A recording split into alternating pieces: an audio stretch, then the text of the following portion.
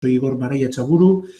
Físicamente, pues me ubico aquí en Arrasate, Mondragón, y llevo aquí en la universidad unos 15, 16 años, no sabría decirlo ahora mismo bien, de los cuales, 14 de los cuales, de la mano de José María Canales, Miquel Sansberro y Miguel Rodríguez por aquel entonces, tengo la suerte de haber podido trabajar en el ámbito de la electrónica potencia.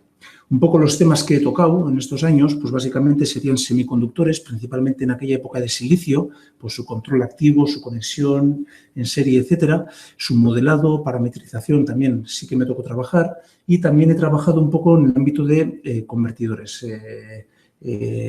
Convertidores binivel, multinivel. En los últimos años, por ejemplo, han aparecido en mi vida profesional los resonantes, y en todos ellos pues un poco de modulación, control y diseño, ¿vale? Esos serían un poco los aspectos que me ha tocado trabajar y de los que sé algo, ¿vale? No es que sea un experto en nada, pero si algo sé, pues es en ese ámbito, ¿de acuerdo? Anecdóticamente, cuando tenía que elegir el tema de la presentación, elegí un tema en el cual no soy experto, ¿vale? Elegí un tema de protección de componentes y equipos electrónicos de potencia. Yo, por dos razones sencillas, esto lo explicaré más tarde un poco mejor. La primera razón, yo cuando empecé a trabajar en este mundo sí que me tocó sufrir un poco el tema de protecciones y el tema de garantizar la supervivencia de los componentes porque tenía muchas carencias de conocimiento. Considero que esto es básico, a pesar de que directamente no estemos trabajando en el ámbito de protección. Y lo segundo, en su forma básica, es decir, no vamos a hablar de conceptos complejos de sincronización de protecciones ni nada por el estilo, vamos a hablar de voltios y amperios. Y en su forma básica me veo capaz de transmitir esto de forma divulgativa, de forma sencilla y que sea útil para todos, ¿vale? Por eso elegí este tema, que aunque no soy experto, insisto, me parece fundamental, ¿vale? Me parece fundamental que se conozca. ¿De qué vamos a hablar en esta presentación? Pues bueno, en 2 o 3 transparencias os voy a decir por qué elegí el tema, ¿vale? Antes lo he medio insinuado, pero os voy a poner un pequeño ejemplo de lo que sí que me ha tocado vivir en el tema de protecciones. Y después vamos a hablar de qué pasa cuando tenemos exceso de tensión, ¿vale? Por qué aparece ese problema y cómo podemos solucionarlo, y qué pasa cuando tenemos exceso de corriente, por qué puede aparecer ese problema y cómo podemos solucionarlo, ¿vale? Y no vamos a hablar del amplio abanico de soluciones que pudiera haber, sino que vamos a hablar de soluciones bien concretas, bien definidas, que podemos aplicar luego a otro ámbito de soluciones técnicas de forma similar, ¿de acuerdo? Entonces, por empezar por una parte, creo que estaríamos todos de acuerdo en que la falta de un equipo de potencia puede provocar su destrucción. O también puede provocar que un equipo adyacente, un equipo que esté cercano, pueda fallar. O también puede pasar que ese equipo cercano se pueda destruir. Y lo que es peor, puede pasarnos que nuestra propia seguridad se ponga en cuestión ante una falta de un equipo. Por lo tanto, la seguridad de un equipo, es decir, que un equipo no reviente, eso es importante que lo tengamos en mente, ¿vale? Sí es verdad que siendo eso cierto, a mí por lo menos me ha pasado, y hablo en primera persona, que no siempre he tenido claro cuáles son los mecanismos de fallo, cuáles son los mecanismos de extinción de una falta y cuáles son los mecanismos que provocan excesos de corriente, excesos de tensión durante esos procesos de falta, ¿vale? Y eso significa que yo mismo me he visto en tesituras muy parecidas a esta. Es decir, tesituras en donde no tenía la más mínima idea de cómo interpretar un problema, y, por lo tanto, a la hora de poner la solución, pues era totalmente infructuoso y he perdido mucho tiempo generando mucha frustración, ¿vale? Y he tenido casos en donde un equipo se me quemaban los MOSFET de entrada, aparentemente no funcionaba nada mal, iba todo bien, y sin embargo no entendía por qué los MOSFETs se me quemaban. No sabía interpretar si era corriente, no sabía interpretar si era tensión, y por lo tanto os podéis imaginar mi frustración y un poco el peso que uno se pone encima, ¿vale? Sin que sea capaz de entender el problema, ¿verdad?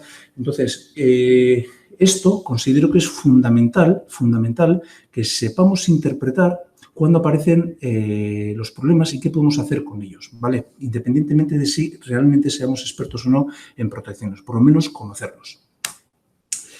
Si tuviéramos que hablar ahora de qué tipo de problemas pueden aparecer cuando nosotros tenemos que enfrentarnos a la seguridad de un equipo, ¿vale? Estoy seguro que si hiciéramos un brainstorming, aquí aparecerían términos, por ejemplo, como exceso de temperatura. Bueno, ya sabéis que cuando un equipo o un componente se calienta en exceso, pues básicamente sus materiales orgánicos que se encargan de refrigerar y de aislar principalmente se empiezan a degradar, se empiezan a despegar, se empiezan a deformar y, por lo tanto, en términos de aislamiento y en términos de evacuación de calor empezamos a perder eficacia, ¿vale? Y eso es lo que degrada la vida útil del componente y lo lleva a su muerte.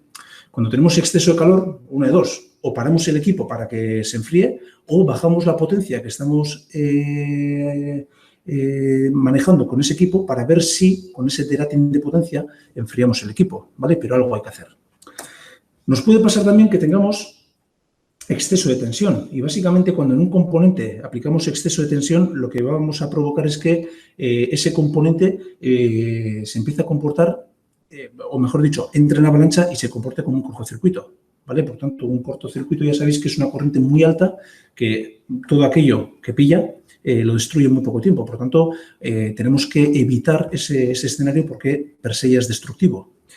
Nos puede pasar también que tengamos exceso de corriente y exceso de corriente se puede manifestar en dos formas. Tener más corriente de la que creemos o la que queremos tener, ¿vale? Sin que haya una falta y eso se le llama sobrecarga, sobrecorriente. Es decir, si yo en una aplicación quiero tener 10 amperios y tengo 20, no necesariamente hay un corto, pero tengo una sobrecarga. Y esa sobrecarga me está calentando más de lo que yo esperaba el equipo. Por tanto, tengo otra vez el problema inicial. O puedo tener un cortocircuito.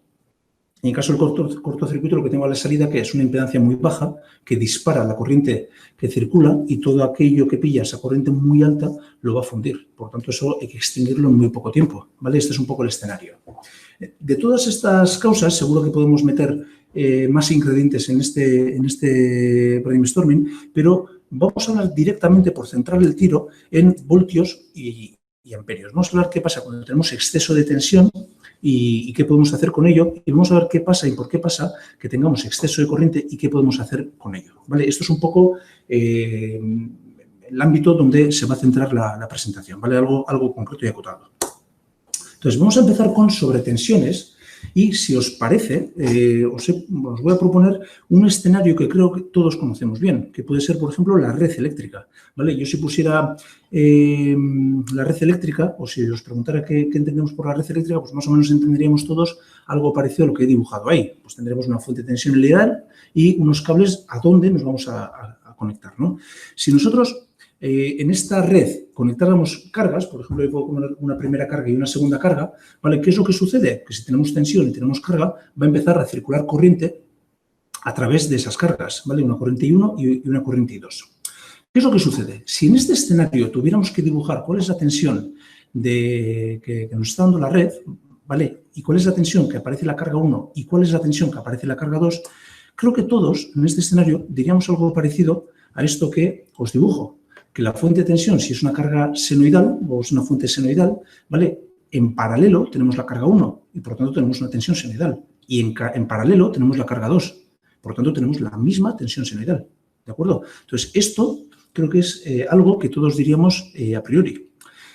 ¿Qué es lo que sucede si asumimos que la carga 1, por ejemplo, es una carga lineal? ¿Vale? Si es una carga lineal, evidentemente, por la carga 1, la corriente 1 va a ser senoidal. Si la tensión en sus bornas es senoidal, pues va a ser senoidal y proporcional a la magnitud de la impedancia que estamos poniendo, ¿vale? En este escenario no estaríamos diciendo nada raro y no estaríamos incumpliendo nada de lo que estamos dibujando ahí. El problema aparece aquí. ¿Qué pasa si asumimos que la carga 2 es una carga no lineal? Y si es una carga no lineal, por ejemplo, como la que pongo ahí, en donde la corriente se empieza a establecer y cuando llega a su valor máximo, esta se interrumpe de forma abrupta. Y que se interrumpa de forma abrupta significa que se interrumpe con una derivada de corriente muy alta. Pues bien, si el escenario que tenemos es este, tenéis que tener presente que para un análisis de flujo de energía, de corrientes, etcétera, este escenario está bien analizado. Es decir, no es un análisis topológico. Pero si tuviéramos que preocuparnos de proteger estos equipos, esto que estamos dibujando está mal y no es suficiente la información que estamos representando en ese dibujo que aparece ahí. Entonces, aquí viene el primer mensaje importante que sí que me gustaría dar en esta presentación. Cuando nosotros estamos trabajando con derivadas de corriente muy altas, como puede ser esta desconexión que estoy indicando aquí, nos tenemos que empezar a preocupar más de lo que no está dibujado en este circuito que aquello que hemos dibujado. ¿A qué me estoy refiriendo? Y lo vamos a ver ahora. Me estoy refiriendo a todas las inductancias parásitas que aparecen en estas líneas que responden a derivadas de corriente muy altas y hacen que nuestras cargas bloqueen mucha tensión, que es lo que puede provocar la falta. ¿Vale? Por lo tanto, si nos tenemos que enfrentar a derivadas de corriente altas, siempre nos tenemos que preocupar de aquello que no estoy dibujando aquí, que son inductancias parásitas. ¿Vale? Por empezar a entender el problema, ¿vale?, de dónde viene el tema de la inductancia parásita, qué es, qué significa, os voy a poner dos ejemplos que luego vamos a materializar en el esquema que acabamos de ver, ¿vale? Pero por entender un poco de dónde viene esto de la inductancia parásita, os pongo como ejemplo esto de aquí. Vamos a asumir que tenemos hilo de plata y este hilo de plata lo he dispuesto tal cual os lo he dibujado ahí, ¿vale? Creo que todos estamos de acuerdo en decir que si yo en este hilo de plata hago circular una corriente, ¿vale? Esta corriente lo que va a generar, ¿qué es? Flujo magnético que rodea al conductor y en este caso particular se suma en el área de la espira que he formado aquí, porque esto es una espira. Y creo que todos estaremos de acuerdo al decir que si esta corriente es pulsante, es decir, no es constante y tiene variación en el tiempo, este flujo magnético también va a ser pulsante. Y como consecuencia, en bornas de esta inductancia se va a inducir tensión. ¿Vale? Creo que esto estamos de acuerdo. Aquí aparecen dos parámetros muy importantes que todos conocemos, que son estos. Por ejemplo, esta espira que he dibujado ahí es o tiene un coeficiente de autoinducción, es decir, una inductancia, un valor de inductancia proporcional al área que está contemplada entre la corriente o el conductor de corriente de ida y el conductor de corriente de vuelta, es decir, al área que ocupa esta espira. Cuanto más grande sea este área, mayor va a ser la inductancia que tiene esta espira. Y lo segundo, la tensión que vamos a inducir ahí, ¿de qué depende? Depende, por una parte, de la inductancia, es decir, de lo grande o pequeño que sea este área y de lo rápido o lento que estemos estableciendo la corriente en esa inductancia. Por lo tanto, a mayor inductancia y mayor derivada de corriente, mayor tensión se va a inducir ahí. Esto es muy importante. Y alguien dirá, joder, pero esto es un hilo de plata. ¿Y qué pasa con un convertidor? ¿Qué tiene que ver esto con un convertidor? Vamos a asumir ahora, por entender esta segunda pregunta, vamos a asumir que queremos conectar una fuente de tensión con una carga resistiva.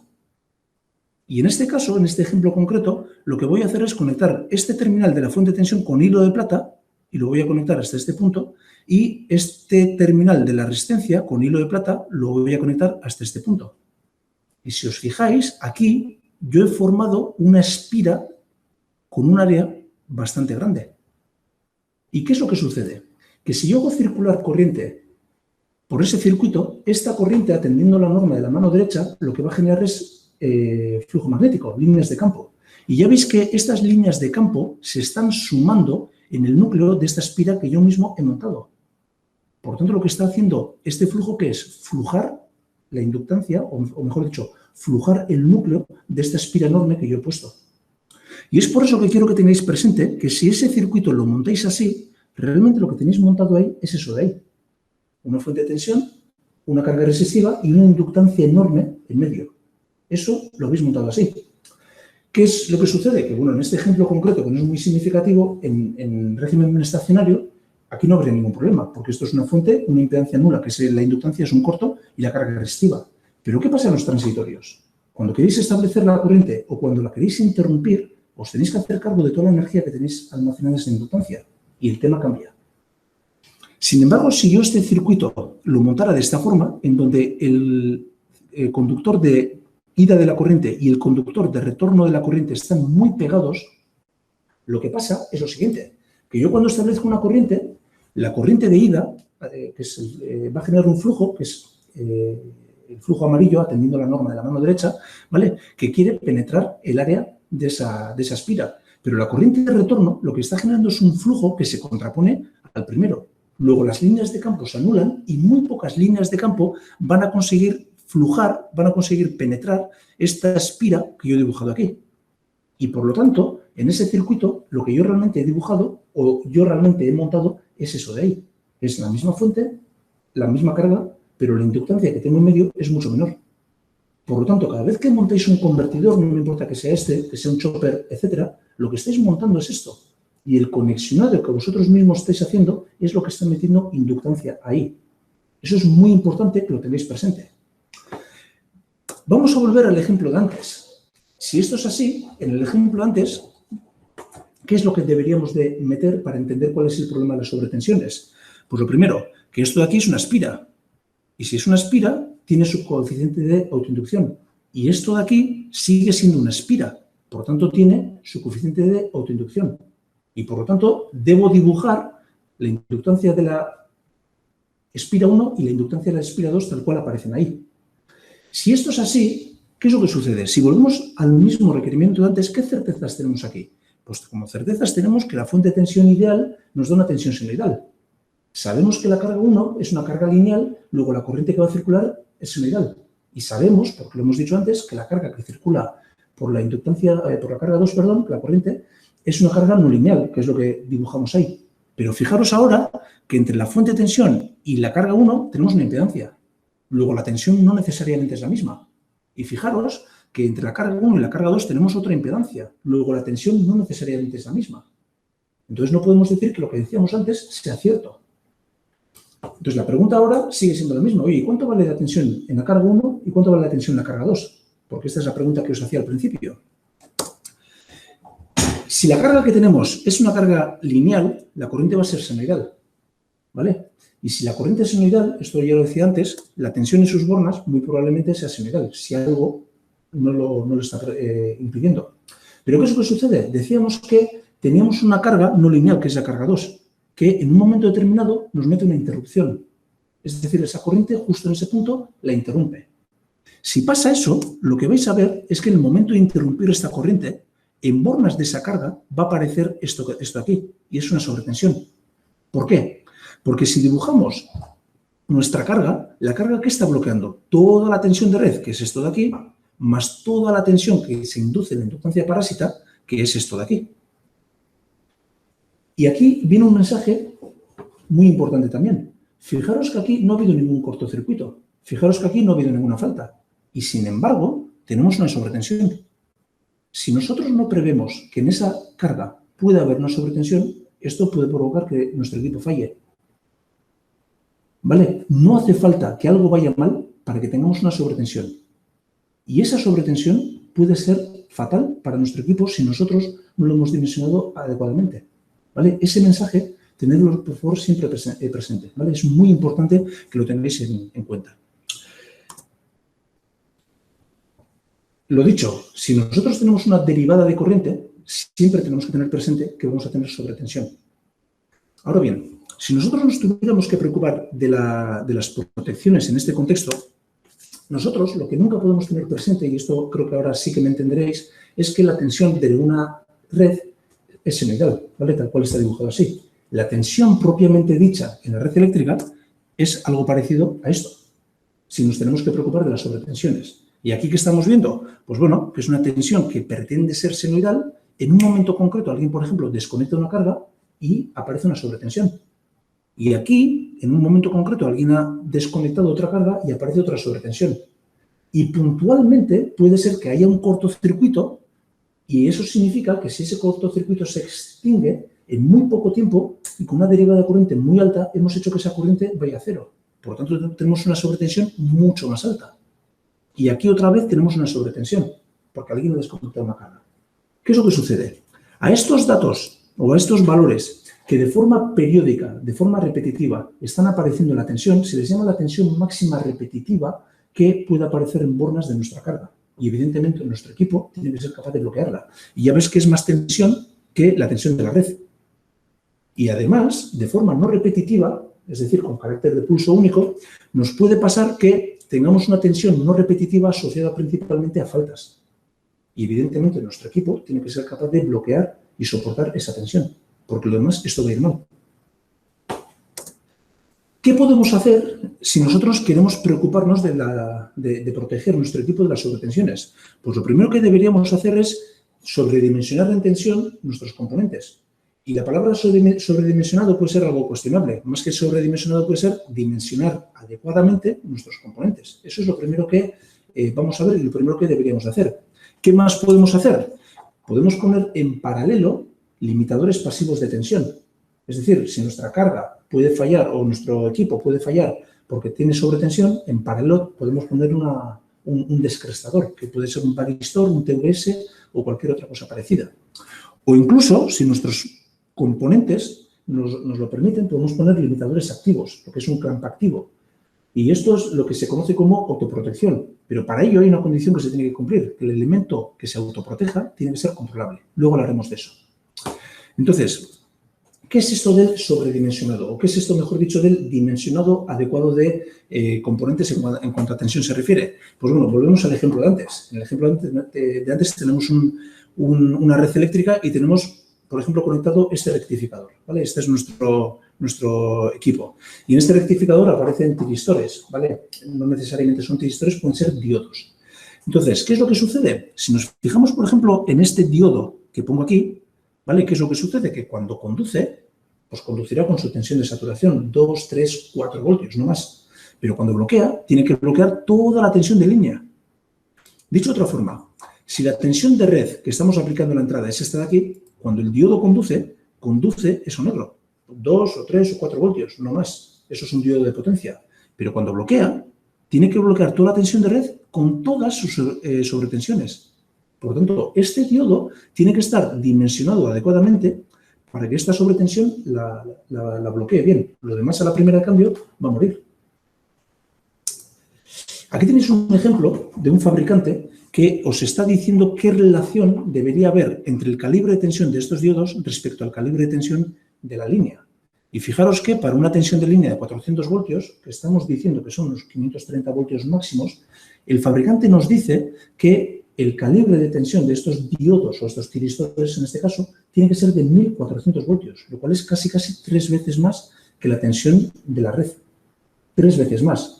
¿Por qué? Porque el fabricante sabe que especialmente si la red es débil, es decir, si tiene mucha inductancia parásita, si la red es débil, la sobretensión que puede provocar una falta o una desconexión de la carga puede ser excesivamente alta y puede provocar la falta del componente.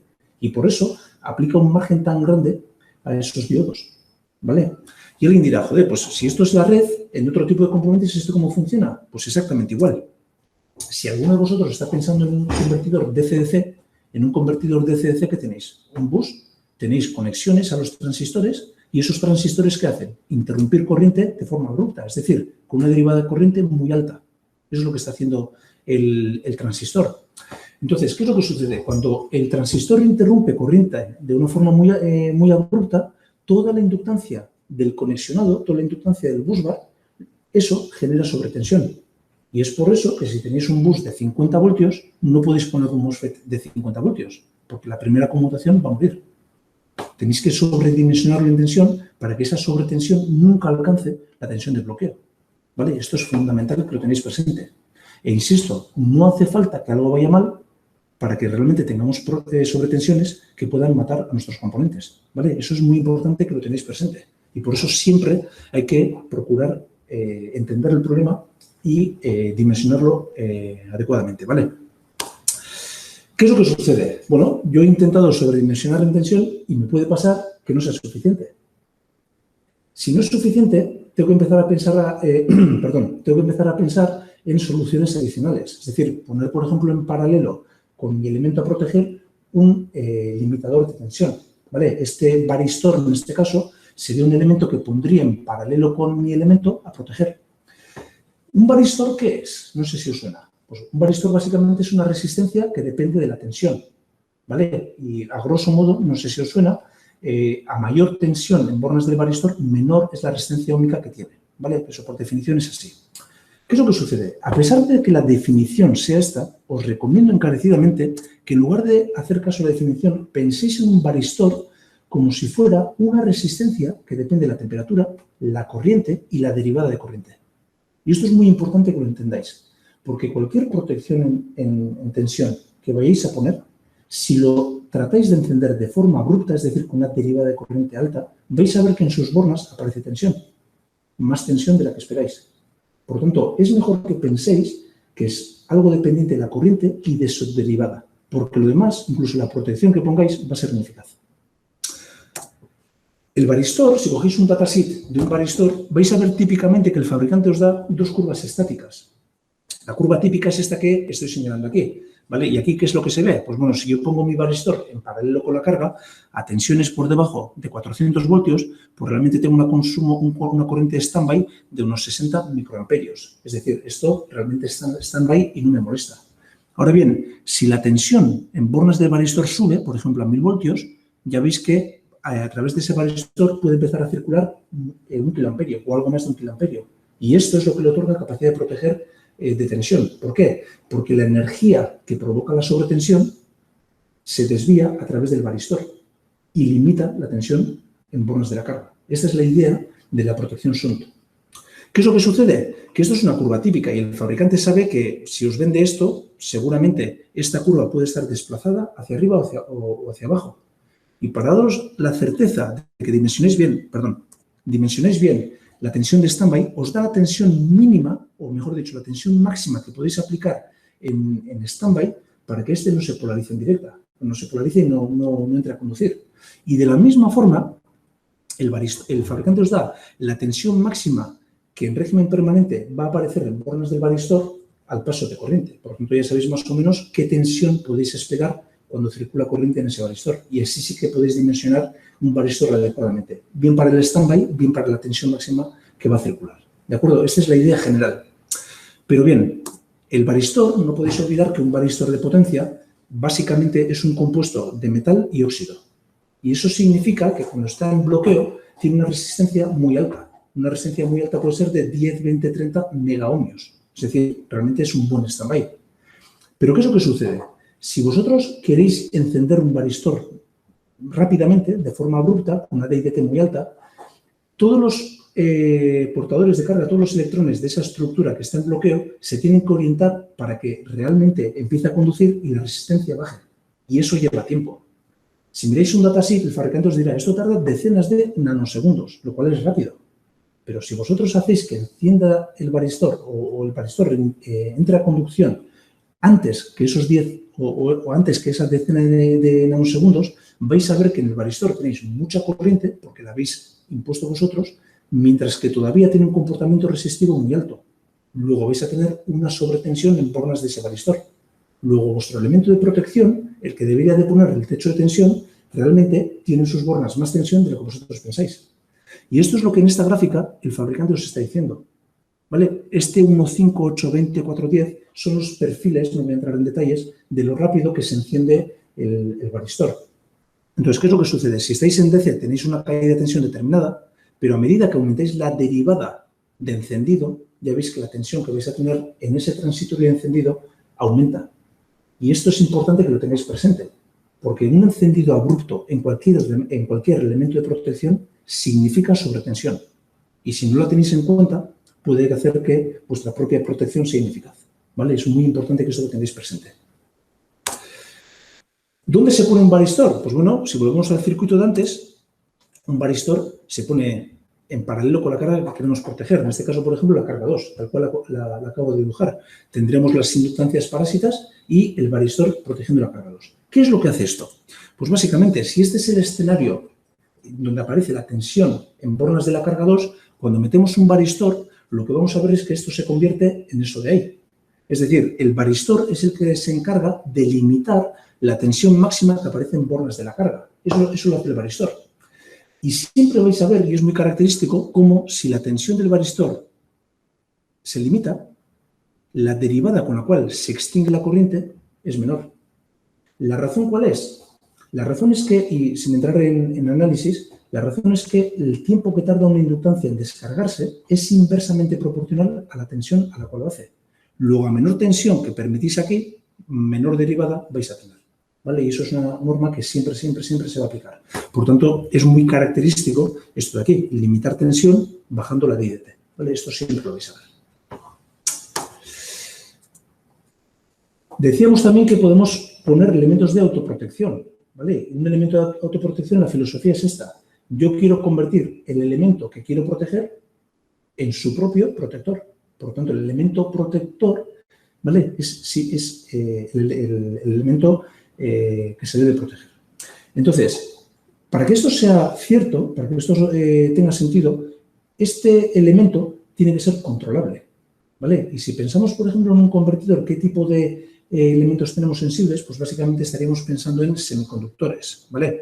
Estaríamos pensando, por ejemplo, en diodos. Y un diodo ya sabéis que, perdón, un diodo ya sabéis que es un elemento controlado por la carga. No podemos actuar externamente o con el terminal de control sobre ese elemento, ¿vale? Por lo tanto, lo único que podemos hacer con un diodo, ¿qué es?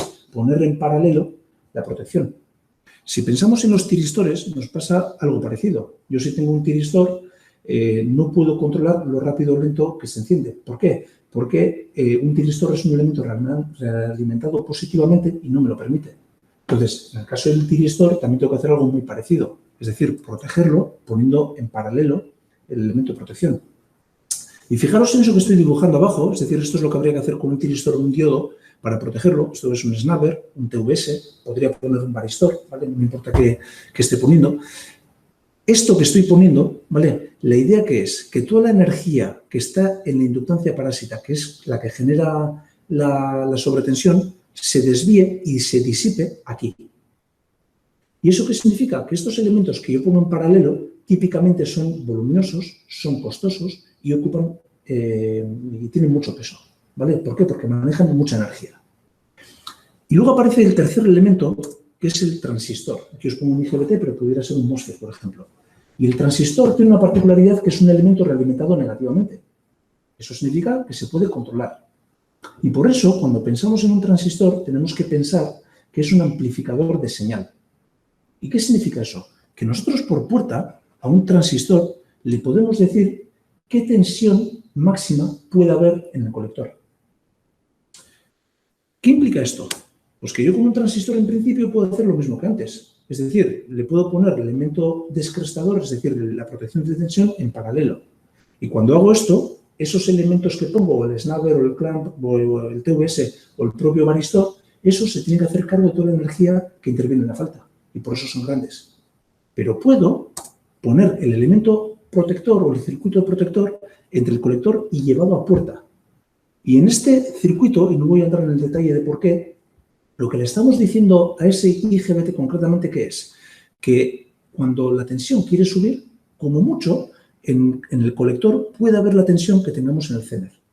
¿Vale? Lo que estamos haciendo con este circuito es eso, controlar el terminal de puerta para que en este punto, como mucho, tengamos la tensión de Zener. Por lo tanto, ¿qué estamos haciendo aquí? Hacer que ese transistor se limite a sí mismo, se autoproteja. La idea es esta. Y alguien puede decir, joder, pues si realmente estás haciendo eso, maravilloso, siempre, siempre, siempre puedes usar un elemento de autoprotección con el caso de los IGBTs. Pues esto no es tan así. Aquí la pregunta es importante. ¿Cuándo podemos usar un circuito de autoprotección y cuándo debemos usar una protección en paralelo? Vamos a asumir que tenemos una conmutación normal de nuestro IGBT. Y en esta conmutación normal, el apagado es algo parecido a esto que dibujo aquí, ¿vale? Básicamente, el IGBT está conduciendo, tenemos toda la corriente de carga y está saturado, y cuando empieza el proceso de apagado, la corriente se empieza a extinguir.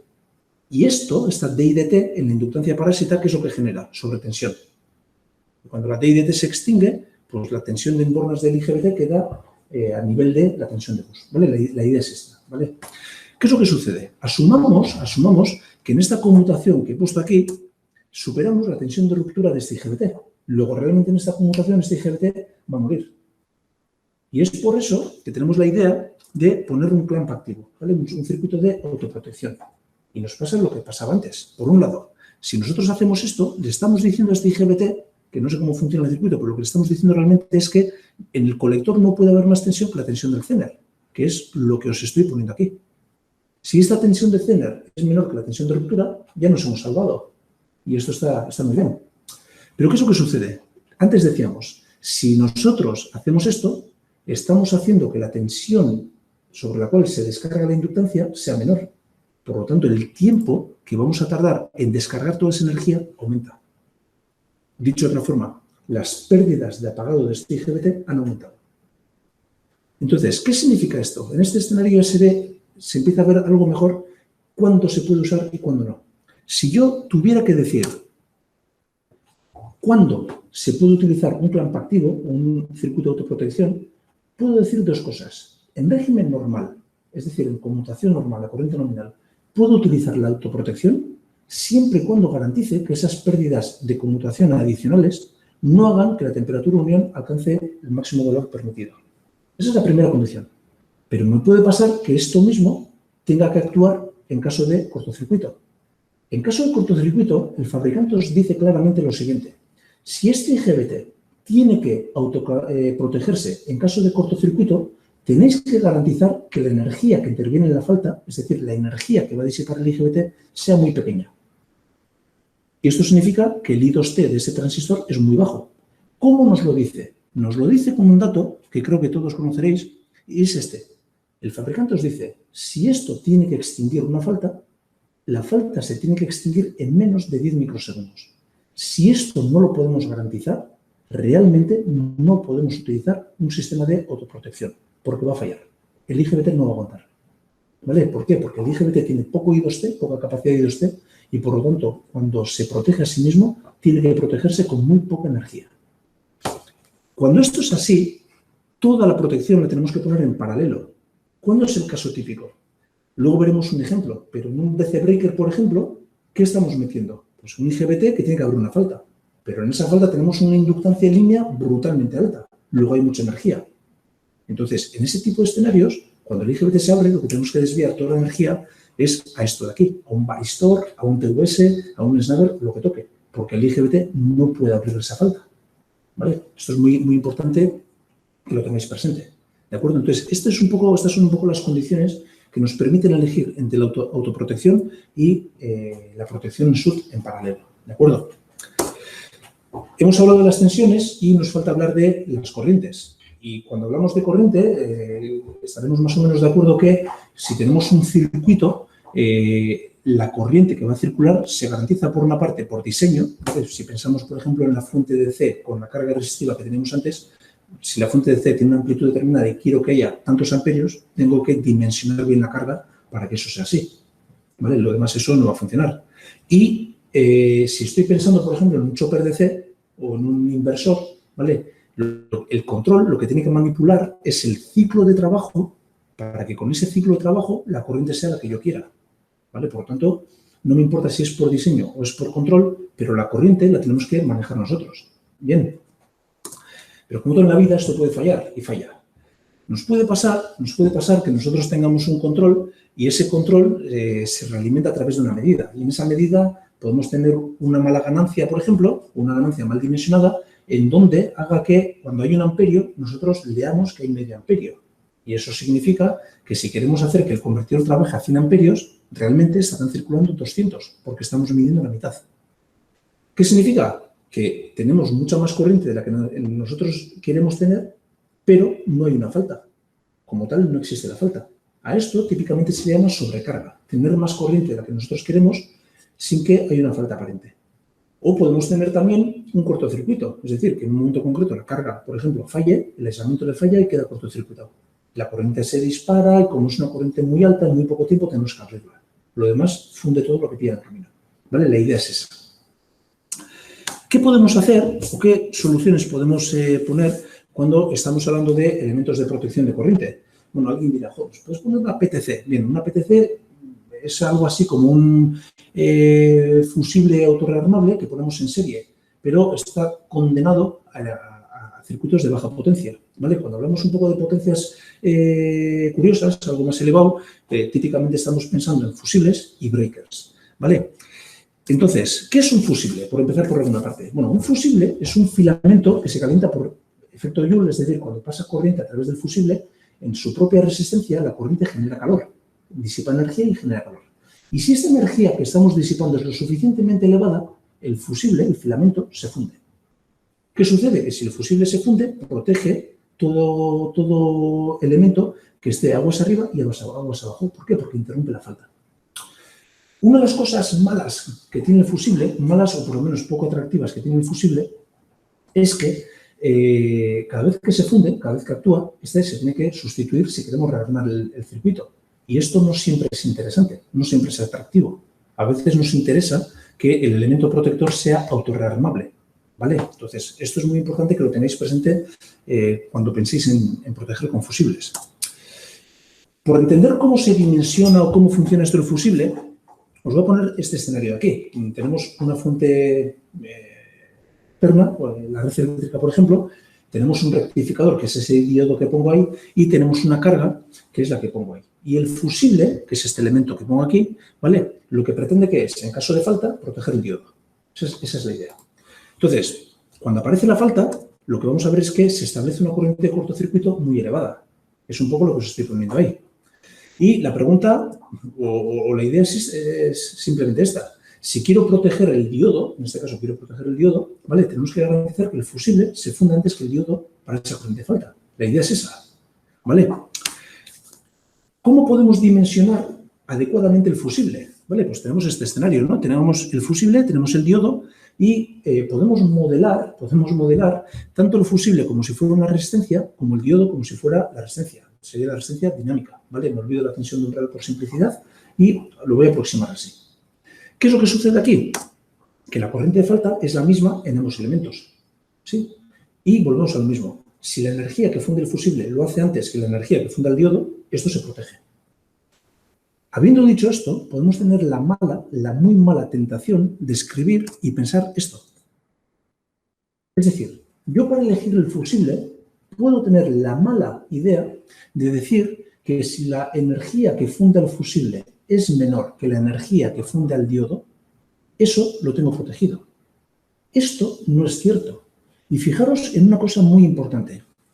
Típicamente, aquí hay una incertidumbre muy grande en tanto en cuando el valor de la resistencia dinámica y el valor del fusible se refiere. Son valores que con precisión no vamos a conocer nunca. Y hay una segunda cosa muy importante aquí, y es esta de aquí. El fusible es un material conductor y el diodo es un material semiconductor. Por lo tanto, típicamente, el fusible va a tener una resistencia menor y considerablemente menor que la que tenga el diodo. Y eso significa que aunque esto que he escrito aquí sea cierto, por el simple hecho de que esta RF sea menor que RD, el tiempo que va a tardar en fundirse este fusible sea mayor que el tiempo que va a tardar en fundirse el diodo. Por lo tanto, a pesar de que esta inecuación se cumpla, no necesariamente garantizo que el fusible proteja el diodo. ¿De acuerdo? Esto es muy importante que lo tengáis presente. Y es por eso que el fabricante nunca os va a dar realmente la energía que funda el fusible o la energía que funda el diodo. Lo que os va a dar es la energía por ohmio que funde al fusible y la energía por ohmio que funda el diodo. Por lo que es lo mismo, el I2T, el I cuadrado T. Lo que está haciendo el fabricante simplemente es quitar el término el término desconocido de esas ecuaciones. Y el término que os ofrece el fabricante es esto de aquí, que es el I cuadrado de T, el I2T famoso. Y lo que está diciendo el fabricante aquí es, bueno, si yo tengo un fusible que al paso de esta corriente se funde antes que un diodo que al paso de la misma corriente se funde más tarde, esto ya lo protejo. Luego realmente tengo que elegir un fusible cuyo I2T sea menor que el I2T del diodo. Si esto se cumple, ya está bien elegido. Porque en esta ecuación no hay ninguna incertidumbre. La corriente es la misma y el tiempo tiene que ser menor. La idea es esa. ¿De acuerdo? Aquí tenéis la curva típica de un fusible. Un fusible, básicamente, si estos son 100 amperios, ¿vale? Aquí tenéis que a 150 amperios, por ejemplo, este fusible jamás se va a fundir y va a permitir la circulación de corriente permanente. ¿Qué es lo que sucede si hacemos circular 300 amperios, por ejemplo? En 300 amperios, a 200 y pico milisegundos, esto se empieza a fundir. Y ojo, que se empieza a fundir no significa que en 200 milisegundos la falta se extinga. Todo lo contrario. Ahí es cuando empieza realmente a extinguirse. Daros cuenta que mientras que tengamos energía en la inductancia de línea, la corriente va a seguir circulando, aunque sea en forma de arco, pero ese fusible va a seguir circulando corriente. Y cuando ese fusible, o mejor dicho, cuando esa inductancia descargue toda su energía, que es este tiempo, ahí es cuando la falta realmente queda extinta. ¿Vale? Por lo tanto, no confundáis el inicio del proceso de protección con realmente el final del proceso de protección, porque son dos cosas bien distintas. Y el tiempo que hay entre medias puede ser muy elevado. Y en contrapartida con el fusible, y ya con esto voy terminando, tenemos los interruptores, en lo que en inglés se conoce el breaker, ¿vale? Y un interruptor básicamente, ¿qué es? Un interruptor o un breaker es un interruptor que interrumpe la corriente de una línea haciéndose cargo de toda la energía que provee la red durante la falta, ¿vale? Esto por definición es así. A diferencia de un fusible, un breaker no tiene por qué ser sustituido para el rearme. Es decir, se va a abrir cuando tiene que abrirse y él mismo se puede volver a cerrar para que eso conduzca, ¿vale? Por lo tanto, no hay que cambiar nada ahí. Y eso es una virtud en muchas aplicaciones. La idea es esta. La idea es que yo tengo un interruptor en serie con la carga, ¿vale? Y cuando algo va mal, lo que tengo que hacer es abrir el interruptor. Básicamente la idea es esa. ¿Qué es lo que sucede? Lo que decíamos antes. Oye, que tenemos una línea muy inductiva y tenemos una corriente que puede ser una corriente de falta. Luego hay mucha energía en esa inductancia. Luego, realmente, si este interruptor tiene que abrir todo eso, se tiene que hacer cargo de toda la energía que hay en esa inductancia. Y eso no es fácil. Para que veáis un poco la idea, ¿vale? En este sinóptico os pongo un circuito donde tenéis una fuente de tensión, tenéis una línea que tiene una determinada inductancia parásita. Este sería mi breaker y en este caso ya veis que en este sinóptico tengo un interruptor, no sé de qué naturaleza, pero es un interruptor, y en paralelo con él tengo un varistor. Y este varistor es el que se va a hacer cargo de toda la energía de la línea. Y aquí tengo la carga, ¿vale? Que tiene la forma que tiene, no me importa. Cuando todo va bien, la corriente circula en este sentido. Pero ¿qué pasa cuando aparece la falta? Cuando aparece la falta, ya veis que la corriente, aquí por ejemplo aparece un cortocircuito y la corriente se dispara. Y esta corriente que se dispara, el breaker la detecta y la intenta abrir. Y cuando lo abre, lo único que está haciendo que es desviar toda la corriente al varistor para que la energía que tiene esta inductancia se descargue y la corriente se anule. La idea es tan simple como esa. ¿Vale? Esto es un breaker. Cuando escuchéis la palabra breaker, esto es lo que estáis viendo. Ahora bien, un breaker puede tener dos naturalezas bien distintas. Puede ser un breaker mecánico, que es esto que os pongo aquí, en donde realmente un interruptor mecánico es la unión o desunión de dos conductores. ¿Qué ventajas tiene esto?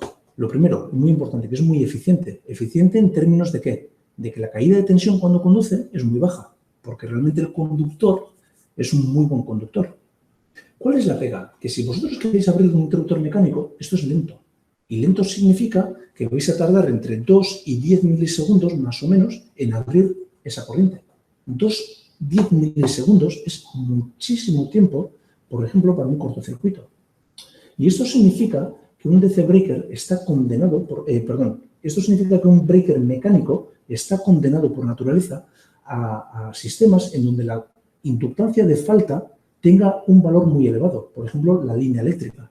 El tendido eléctrico tiene kilómetros y kilómetros de cable, tiene milihenrios y milihenrios de inductancia. Luego, cuando hay un cortocircuito, ¿qué sucede? Que todos esos milihenrios lo que hacen es hacer que la corriente de falta se establezca en muchísimo tiempo. Luego el breaker tiene tiempo de abrirse. Pero ¿qué pasa si en lugar de la línea eléctrica estáis pensando en una microred? En una microred, la inductancia en línea puede ser de decenas de microhenrios. Es muy pequeña. Y si hay un cortocircuito, esa decena de microhenrios lo que va a permitir es que la corriente de falta se establezca muy rápidamente. Entonces, un DC o un breaker mecánico ahí no puede hacer nada. Para cuando se abra, la corriente de falta es disparatadamente alta y vete a saber qué daños ha causado. En este escenario, en donde la corriente de falta, en donde la inductancia de falta, es muy pequeña, aparece otro concepto que es el breaker de estado sólido, que consiste en sustituir el interruptor mecánico por un semiconductor. Y un semiconductor, comparado con un interruptor mecánico, es infinitamente más rápido. Muy rápido. Es decir, puede responder en muy pocos microsegundos. ¿Cuál es la contrapartida que tiene un breaker estático? Que cuando el semiconductor conduce, el semiconductor es peor conductor que el material conductor de un interruptor mecánico. Luego, las pérdidas de conducción son peores, o son mayores, mejor dicho, que aquellas que tenéis en un interruptor mecánico. Es decir, es menos eficiente. Y eso también pues, es algo con lo cual tenéis que lidiar, ¿vale? Eso es lo que es. Por último, y ya a modo de ejemplo, os voy a poner un breaker que, si no me equivoco, hace 2 años o algo así, diseñamos aquí, ¿vale? Es un breaker bidireccional, no me importa para qué aplicación, en donde tenéis, por ejemplo, dispuestos un IGBT con su diodo doblante, un snabber, ¿vale? Que no voy a entrar en detalles para qué es, y el varistor, que es el que se hace cargo de la energía que está disipando. Y tenéis un segundo IGBT en contraserie con su diodo volante, su snabber y su varistor. Pues bien, cuando la corriente tiene que circular de izquierda a derecha, pues ya veis que la corriente circula por el IGBT1 y el diodo D2. Y cuando tiene que circular de derecha a izquierda, circula por el IGBT2 y el diodo 1. ¿Vale? Básicamente esta es la idea de funcionamiento, es bidireccional en corriente. Cuando este IGBT, por ejemplo, está circulando corriente a través del IGBT1, el IGBT1 se abre, esta corriente empieza a circular a través del varistor. Luego, realmente, el IGBT se desvincula, se olvida la corriente de falta y es el varistor el que tiene que empezar a disipar toda la energía. ¿De acuerdo? Fijaros que aquí yo no puedo poner un elemento de autoprotección, porque tengo muchísima energía de línea, que es lo que decíamos antes. Aquí si pongo un clamp activo se revienta a la primera de cambio. Entonces me tengo que hacer cargo de mucha energía y por eso tengo que poner un varistor. Y esto es un poco lo que se ve en las formas de onda de esa apertura. Y en esa apertura, ¿qué es lo que se ve? Bueno, pues tenéis un breaker que en bloqueo está en 1000 voltios, ¿vale? Esta es un poco la tensión de trabajo.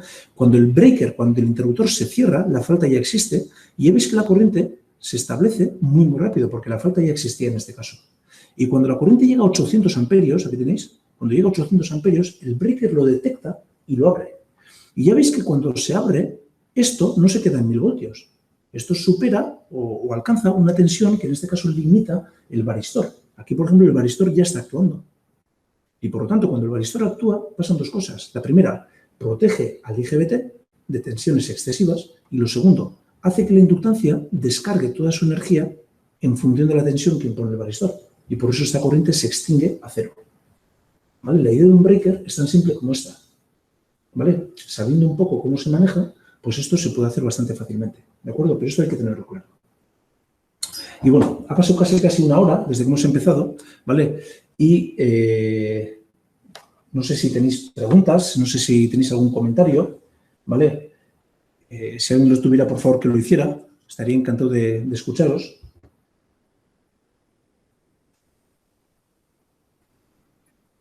Apa, Igor. Apa, yo soy. A ver, una cosilla muy interesante el tema, ¿eh? Primero es que recasco por la presentación y sí que quería comentar una cosa. Me ha parecido curioso cuando has hablado del... Curioso, es una duda que me ha surgido, ¿no? Del breaker, siempre sí que te has fijado en la L de fugas, la tensión que puede provocar, ¿no? Y el varistor, ¿no? Cómo tiene que disipar esa energía. En el caso del fusible, Sí. al cortarse el fusible, ¿no puede pasar lo mismo? Sí, el fusible, bueno, no he hablado, a ver, tenía que acotar esto, ¿eh? Cuando elegís un fusible, el fusible, aparte de ratio de corriente, o I2C o lo que sea, tiene rango de tensión. Es decir, no puedes poner un fusible de 600 voltios en una aplicación de 2000. ¿Por qué? Porque la distancia entre los contactos del fusible marca cuál es la capacidad de aislar tensión que tiene ese fusible. Luego, si ponéis un fusible muy estrecho, donde los contactos ómicos están muy cerca, si la tensión que hay en bornas es excesivamente alta, el arco va a saltar y eso va a seguir circulando. Por tanto, en un fusible también os tenéis que preocupar de que el calibre de tensión sea adecuado para vuestra aplicación. Vale, pero quiere decir, al abrirse el fusible, la sobretensión que genera, ¿no? Y eso, o sea, no pueden romperse algún semiconductor por sobretensión. ¿No haría falta algún varistor en paralelo? Sí, ahí hay dos cosas, Yosu. La primera, intento responderte. Si en una línea tienes la fuente de tensión, por ejemplo, este escenario. ¿Espera? Este escenario, ¿no? En este escenario, si lo que tienes y lo único que tienes es esto, ¿qué es lo que sucede? La respuesta a tu pregunta es no. ¿Por qué? Porque fíjate que cuando el elemento protector abre, que es el fusible el que interrumpe la corriente que circula por él. Y el elemento que interrumpe corriente es el que se hace cargo de toda la energía o toda la sobretensión que aparece. Entonces, ¿qué sucede? Que el arco eléctrico lo que provoca es que en bornas del fusible haya suficiente tensión como para que siga conduciendo. Vale. ¿Vale? Ahora bien, si yo aquí, no sé si ves mi ratón, pusiera una carga, el tema cambia. ¿Por qué? Porque esta carga, con la inductancia que no tengo dibujada aquí, sí que estaría viendo una sobretensión. Entonces, ¿por qué? Porque estamos haciendo lo mismo que antes. Es decir, cuando tú interrumpes una corriente, que en este caso es corriente de falta, la carga que has puesto en paralelo con esa interrupción, por supuesto que va a haber sobretensión. ¿Vale? Pero en ese caso estaríamos diciendo que he conectado algo aquí. Y esto que he conectado aquí sí estaría viendo sobretensión. ¿Por qué? Porque la corriente aquí la he interrumpido y aquí hay inductancia de línea. ¿De acuerdo? Claro, vale. Es que recasco. Vale, venga, es que recasco yo eso. Sí, veo que Julen... Espera, ¿eh? Por favor, tu de tu. Oh, Julen, esa. A ver, bueno, en el breaker bidireccional, ¿puedes poner un poco la diapositiva? Sí. Está por el final. Sí, sí. La de los dos colores. Esa. Sí. Bueno, aquí has dicho que cuando detectamos una falta, por ejemplo, el IGBT1 lo puedes abrir, ¿no? Entonces conduciría el varistor 1. ¿Y qué ocurriría con el diodo 2, por ejemplo? Porque, claro, como has dicho al principio, ¿no? La resistencia del primer varistor sería muy reducida cuando se pone a conducir, ¿no? Eso no me ha quedado muy claro. Sí, no, tan simple como esto. Fíjate, lo voy a hacer con el ratón, ¿vale? Porque no tengo ahora mismo forma de escribir. La corriente, cuando se abre el IGBT1, empezaría a circular por aquí, iría al varistor y seguiría circulando por el diodo. Ese diodo sigue circulando toda la corriente de falta. Sí, y también se podría quemar, ¿no? Ahí entra el diseño. Ese diodo tiene que estar dimensionado para que la corriente de falta que tú permites en esa línea no queme el diodo. Pero ese diodo, el D2 en este caso, sigue conduciendo toda la corriente. Sí, eso, vale. La pregunta era, sí. Vale. Y espera, ya que haces la pregunta, saco el tema. El IGBT, antes he dicho el IGBT tiene un I2C muy pequeño, ¿vale? Si compráis un IGBT de 1000 amperios, la corriente máxima que se os permite en este tipo de aplicaciones es 2000, ¿vale? El doble, punto, termina ahí. El diodo es diferente. ¿Por qué? Porque si el IGBT es un componente discreto cuya capacidad de corriente depende de la cantidad de chips de IGBT que pongáis en paralelo, el diodo es una pieza monolítica.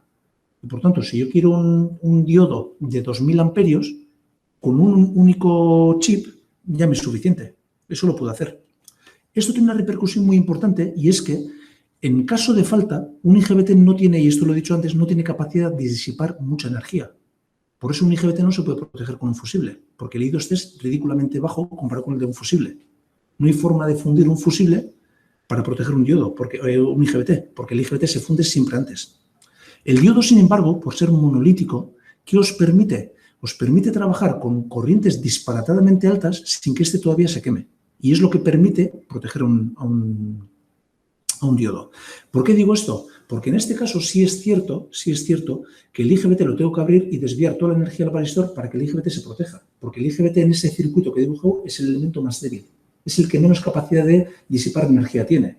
Pero si me fijo en el diodo, este diodo es otra cosa. Porque el diodo, aunque sea de 1000 amperios, tranquilamente podrá circular durante cierto tiempo, por ejemplo, 12.000 amperios. Y no necesariamente va a morir. ¿De acuerdo? Vale. Vale, es que renasco. Vale, Zuri. Venga, ¿alguna otra pregunta? ¿Alguna otra pregunta? Venga, atreveos.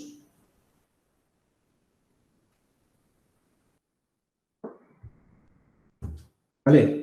Bueno, no sé si tenéis preguntas o no, pero quería volver a agradeceros el interés, que os hayáis conectado. De verdad que es importante porque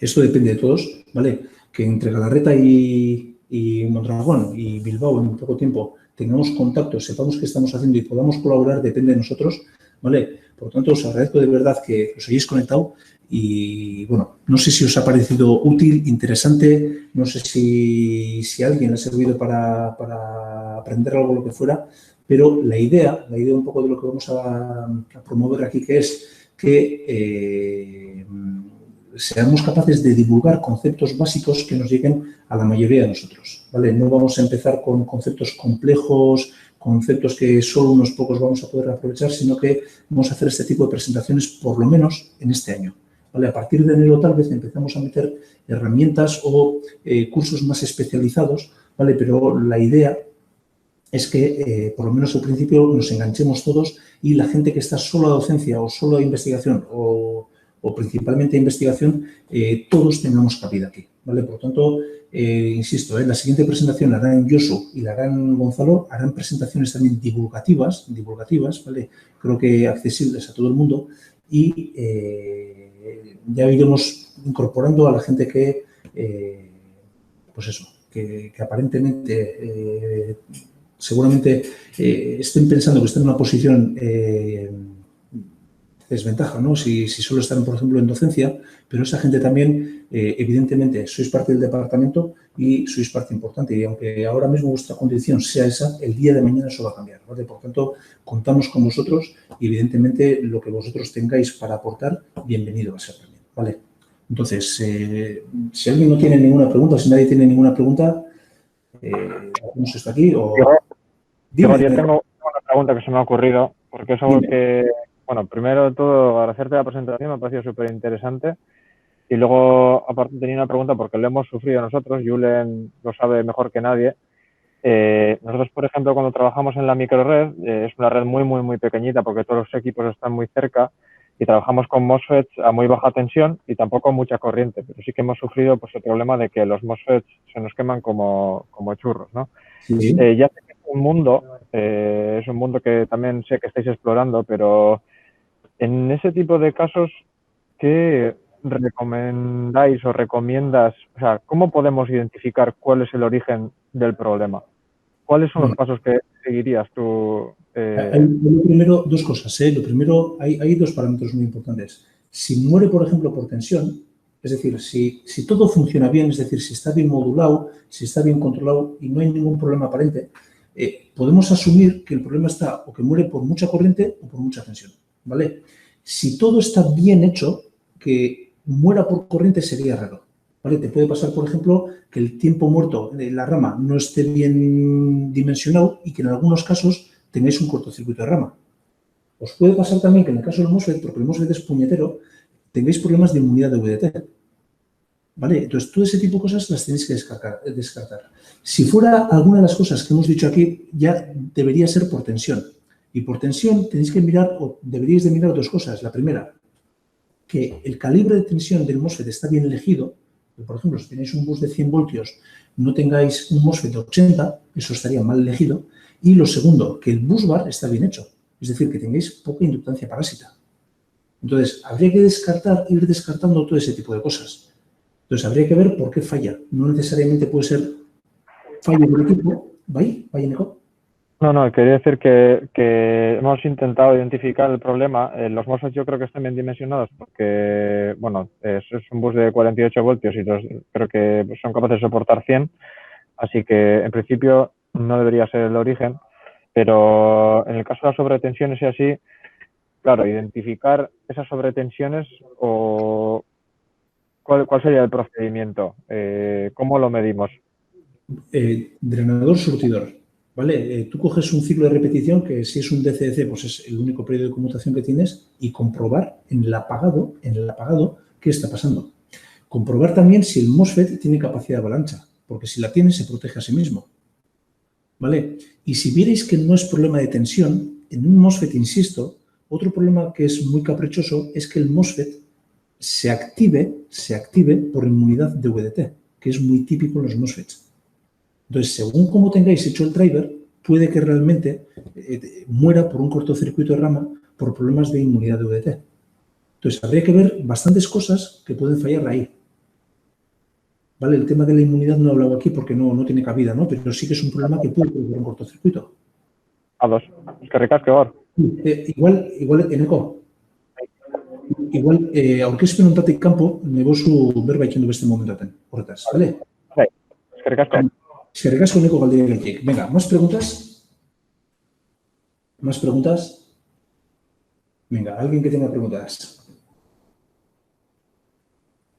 No. Venga, aprovechad.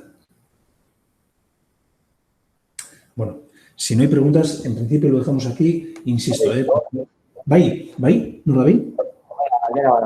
Bai, ez Orain entzuten, ba.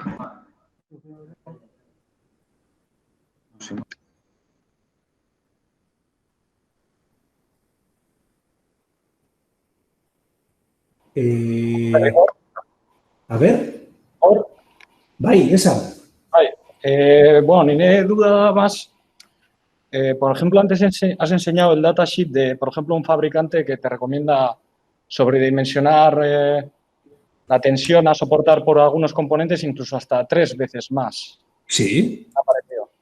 Sí. Entonces, al final, ¿dónde está esa línea entre, por ejemplo, pues ingeniar nuevos sistemas de seguridad, pues como los fusibles o los breakers o varistores o los zeners, entre ingeniar eso o sobredimensionar más el componente? Al final, si te están diciendo multiplica por 3 la tensión que vas a bloquear, pues en otro caso, pues multiplica por 4 y ya te proteges. No sé, es como hasta qué punto merece la pena implementar esos sistemas de seguridad o multiplicar el factor de seguridad que por ejemplo, recomienda este fabricante.